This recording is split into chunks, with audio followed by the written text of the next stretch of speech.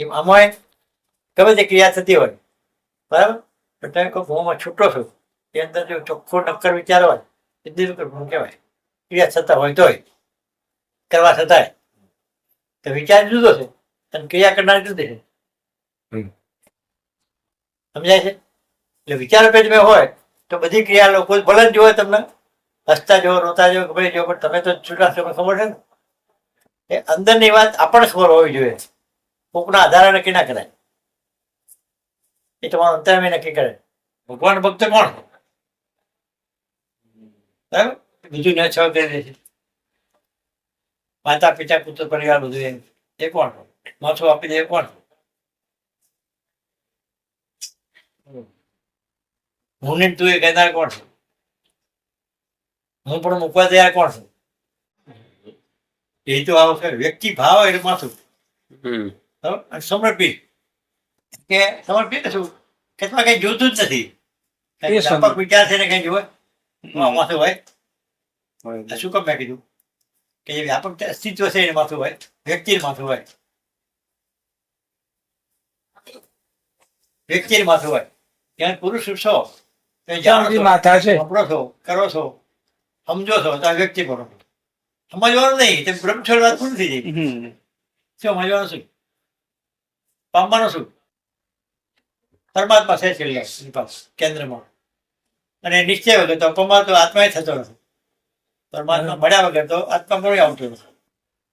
એ તો હમે મળે છે આપણને, તાર ભાન થાય પછી શું બાકી?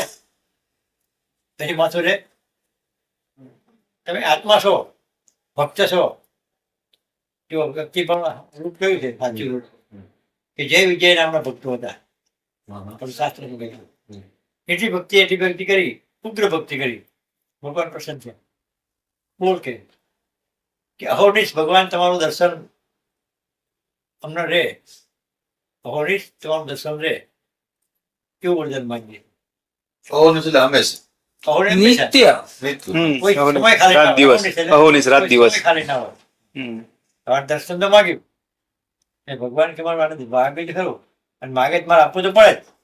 કારણ કે જે મહેનત નું ફળ તો મારે આપવું જ પડે. એ આપવા જ ફળ એમ. બરાબર, તમે આ અનુભવ કરો ને એ ફળ મળે જ તમને. સિદ્ધાંત છે, નિયમ છે.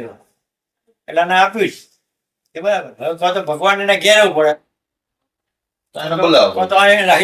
પોતાને ઘેર રાખવું પડે. પોતાના ઘેર તો લાયા, પોતાના ધામમાં તો લાયા, પણ ધામમાં અંદર ના લાવે, બહાર રાખે.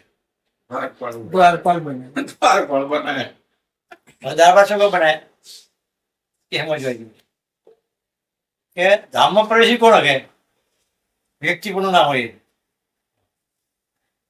ધામ જ આકાશ જેવું છે, વ્યક્તિ પણ ના આવી શકે.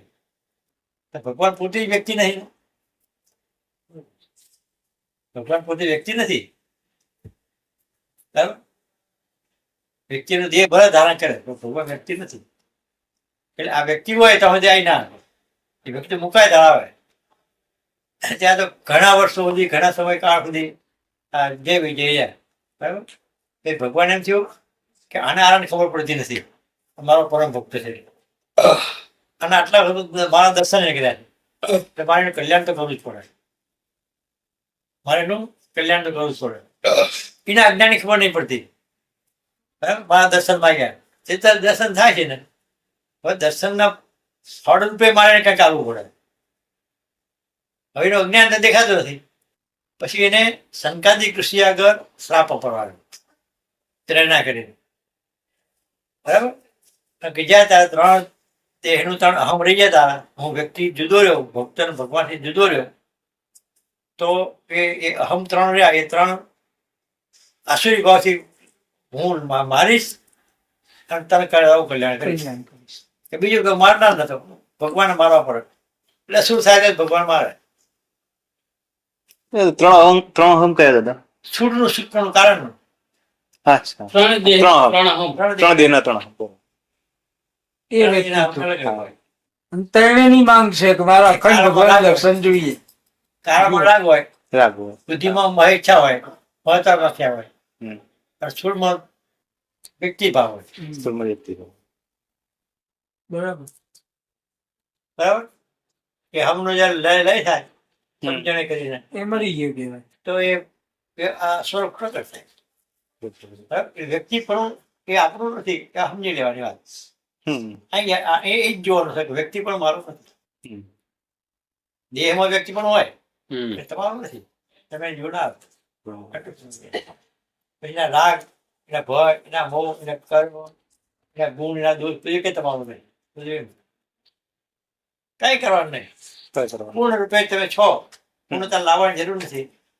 પહેલેથી જ છે પૂર્ણતા. ભાન એટલું કેટલું કે આ ટેવ છે ને એ ટેવ પુરુષ પણ તમારું ના લાગે એટલું. આ છોકરા ભણે ને આપણે કંઈક તું પેલા ધ્યેય નક્કી કરે. ધ્યેય નક્કી કર્યા હોય છોકરો ભણી ના શકે. બરાબર. ડોક્ટર થવું બરાબર? હવે ધ્યેય નક્કી કર્યો હોય ને તો એ અજાગ્રત હોય ને કે ધ્યેય ને જગાડે કે તું ડોક્ટર નહીં શીખી બે કાઢી નાખીશ તું. 8% ઓછા પડે ના ચાલે આટલા. બરાબર? ધ્યેય હોય શું કરે? એ જાગે. એ જ એને રોકી એ રાખે. રોકી રાખે. હવે તમારો ધ્યેય શું નક્કી કરો? જ્ઞાન ના કરતો. જ્ઞાન બીજા નંબરમાં. ધ્યેય શું છે? આત્મા પણ સિદ્ધિ કરવું છે, પરમાત્માનો પામવા છે. પરમાત્મા પામવા આત્માનું સિદ્ધ થશે નહીં થાય. બરાબર. આ માણસો અટકાય છે ખબર છે? આ આત્મા પણ સિદ્ધિ કરે ને એ ભગવાન તો જ ભગવાન ઓળખાય. એ ઓળખાય નહીં. મનાય કામ ઓળખાય નહીં. એ તો કેવા સવિક મનાય ઓળખાય જેવા તેવા. પણ એ માન્યા ના કહેવાય, માન્યા જ કહેવાય. ઓળખ્યા ના કહેવાય. ઓળખ્યા. એટલે પૂર્ણ છો. દ્રષ્ટા શું શરૂ કરો ને, કર્મ શું શરૂ કરો, ઉપાસના શું શરૂ કરો. ઘેર નહીં બેસતી આત્માને. બેસી જો ઘેર બેસી હોય તો પછી આ કર્મ ને ઉપાસના ને બધું ક્યાં છે? આ બુદ્ધિમાં આમ નથી, એ આપણે ક્યાં છે? એ લય થયા ના થયા આપણે શું જોવાનું? સ્વ લય ના થયા આપણે તો સાધન ઉપયોગ લય નહીં થવાના, કરવા નહીં દેવા. એ જ સાધનનો અંગે અંગનો ઉપયોગ કરવો છે. બોલો, દેહનો કરવો છે, આંખનો કરવો છે, કાનનો કરવો છે. બરાબર? સત્તા પણ રહેવું છે. પછી વાહ એ વાત હે આવી ગયું. આમ વિચાર કરો ને. લય થાય તોય ભલે જ ના થાય. આપણે સંપ્રદાય નથી. આપણે સંપ્રદાય નથી. આપણે આત્મનો માણસ નથી. આપણે બ્રહ્મરૂપ છો તમે. માણસ મટી જાય આમ નક્કી કરો. આ તો બધા તમારું કઈ ખસે નહીં ને તો દેહ ભાવ નહીં જાય, ઉપાસના નહીં જાય તમારી પાસે. બરાબર. નિશ્ચય નહીં થાય. બરાબર? તો પરસ્પર નહીં જાય. તમારી પરસ્પર નહીં જાય. અને શબ્દ પૂરતું જાય પરસ્પર. સાચું નહીં હોય ભક્તિ. સાચી ભક્તિ હોય ને એને તો આંખ ઉઘડી જાય છે. બીજું જોવો નહીં. સાચી નિષ્ઠા હોય ને એ કર્મ હું શું આ જાય? ભગવાન હું લાગે કર્મ હું જુઓ. બરાબર. સાચી ભક્તિ હોય આપણે. એટલે આ ભક્તિની ખામી કહેવાય, ઉપાસનાની ખામી કહેવાય. મને એવું લાગ્યો. હા બરાબર છે. જ્યાં સુધી પામવાનું જેને બાકી છે એના માટે આ બધું છે. ના કાપનાર હોય તો બધું કરવું પડે. હા એ બરાબર. અનુભવ તમને બતાવનાર, સમજાવનાર બધું કરવું પડે. પણ આપનાર છે, સમજનાર છે, તો સૌસે ભૂલો કાઢનાર છે, નિર્વિકલ્પ બનાવનાર છે. પછી એ ત્યાં તમારે ત્યાં જરૂર. બરાબર. નીચેથી ઉપર ચડવાનું. એટલે ઉપરથી નીચે જવું, નીચે ઉપર ચડવું. એમાં આસમાન જમીન ઉપર. માણસ થઈ જવું આ કરવા માટે. સમજવા માટે બુદ્ધિ લાગુ. બરાબર. આપણે કોઈ નિશાળની રાખવી જ નથી.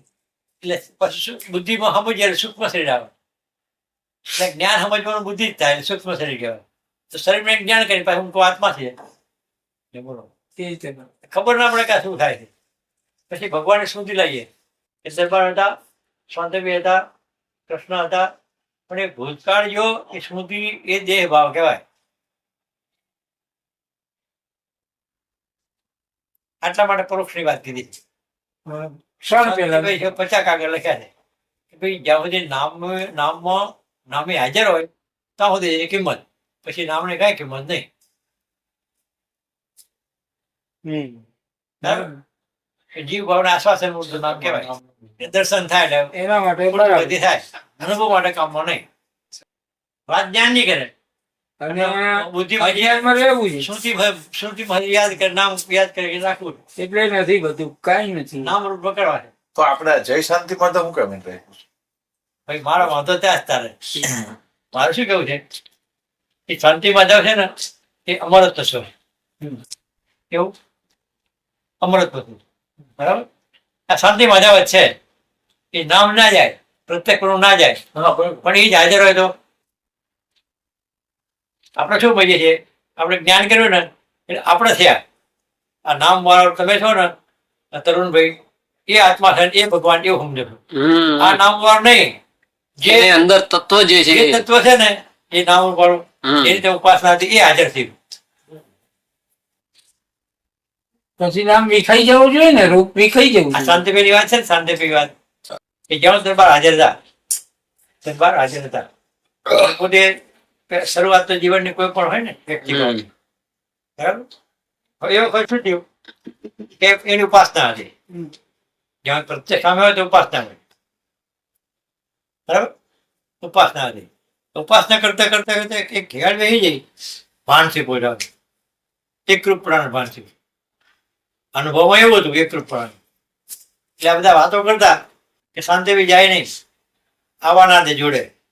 અને ચંદ્રભાઈ બધા જાય ને કઈ વાત કે વાત કોઈ પાસે યાદ રહે નહીં, એ તૂટે વાત લાવે.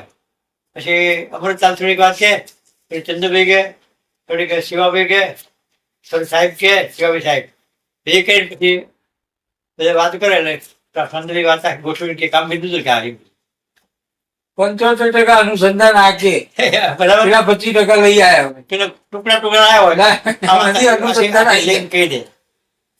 આ શું છે, આ દ્રષ્ટિકોણ એક સિદ્ધ થવાની પાસે અનુભવનો દ્રષ્ટિકોણ સિદ્ધ છે.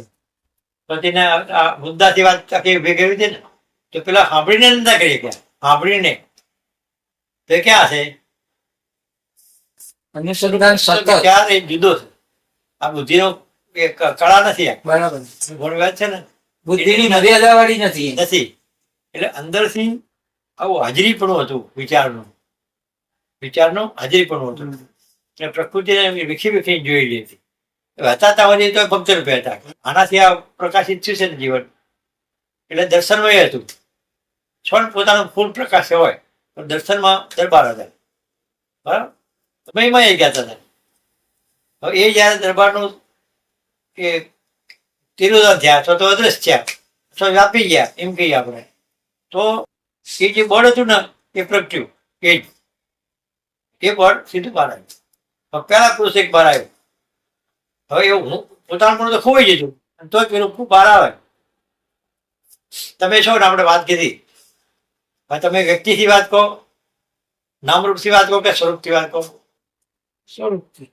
તો તમારું વ્યક્તિત્વ જાય ગયું, લીન થઈ ગયું. લીન થઈ ગયું. લઈ થઈ ગયું ને. બરાબર. પછી પેલા પુરુષ વાત કરો કે ના કરો, સીધા આત્માથી વાત કરો કે ના કરો. બરાબર. ત્યાં લીન થવું નહીં એ ગુરુ છે. પછી કે આ પછી થોડી દેર સેવા કે નામરૂપ કેમ આવ્યા? પછી નામરૂપ તો આવે કે આ રૂપ તમે જે જુઓ છો માટે શાંતિ પી છે, તો પાછો દરબાર છે, બે આ છે. કેવું છે? બરાબર. તમે જે જુઓ છો એ આ છે અને પાછો છે આ છે. આ બે આ હાજર છે એ છે. નામરૂપ આવે. બરાબર છે. બરાબર. એટલે આપણે શાંતિ માધવ કહીએ છીએ તો જે શાંતિ માધવ ઉપાસે છે, જે ઉપાસે છે કે જેનામાં આનો નિશ્ચય પડે છે, આનો નિશ્ચય પડે છે ને તો નીચે છે એ જ આ છે એ સમજાય તારે જ્ઞાન ગુરુ કહેવાય. આ છે એ નહીં, પેલું છે એ છે એ બોલે છે તો જ આપણું લય છે કહેવાય. તો જ અહીંથી બોલે ને ના બોલી શકે. લય થયા વગર કોઈ પ્રગટ ના થાય. બહુ ચોક્કસ વાત છે. હું પણ થયા વગર આત્મા પ્રગટ ના થાય. આત્માનું લય થયા વગર ભગવાન પ્રગટ ના થાય. આ પ્રગટ થાય છે દેહ એનો એ હોય, બરાબર. સાધન આત્મા હોય. બરાબર. આમ સમજણ પડે એટલે કે આત્મા બનાય નહીં. કેમ કે હું આ જ્ઞાન કરું આત્મા થઈ ગયો. આપણે આ સંસારમાં જવું છું આ તો સહજ હોય ને આ જ્ઞાન થી આત્મા કહેવાય અને જીવ કહેવાય. બધી વાતો એ ભાષા ના આવે એ વાતો બધી એમ તો સીધું નિશ્ચય તો જ એ બધી વાતો એ બધી સમજાવવાની વાતો છોકરા બરાબર. સંપ્રદાય ચલાવવાની વાતો સંપ્રદાય ચાલે. અને તમારા આ જે શરૂઆતથી તમારું જે જ્ઞાન છે ને એ તો મહારાજના વખતનું જ્ઞાન આવા બેસી જઈએ ઘર બેસી ગયું હોય પછી તમારી દ્રષ્ટિમાં ભગવાન પણ છે ને આમ સીધું જ બેઠેલું છે આ ભગવાન આ ભગવાન આ ભગવાન આ ડાય મહારાજ આ મહારાજ આ ચંદ્ર મહારાજ એટલે ક્રમ ક્રમ બધું બેઠેલો છે આમાં એવો ક્રમ બેસી જાય પણ એ ક્રમ બૌદ્ધિક હોય એવું નહીં કરવું આપણે એનું સમાધાન નહીં કરવાનું સમાધાન છે ને વાત સાંભળી લો પેલા સમાધાન નહીં કરવાનું બરાબર છે. સમાધાન નહીં વિચાર હાજર સીધો હા સ્વાનુભવ જ પ્રગટ થાય. આમાં દેહ ગુણો તમે રાખો છો કે નહીં હમ. દેહ છે તો સમાધાન બરાબર ગમે એટલું જ્ઞાન સમજાવે તો તોય બરાબર વ્યક્તિ પણ ભૂલાઈ જવું જોઈએ તારું જ્ઞાન શરૂઆત થઈ હોય બરાબર વ્યક્તિનું ભૂલવું એ જ્ઞાન છે હમ આત્મા સમજવું જ્ઞાન નથી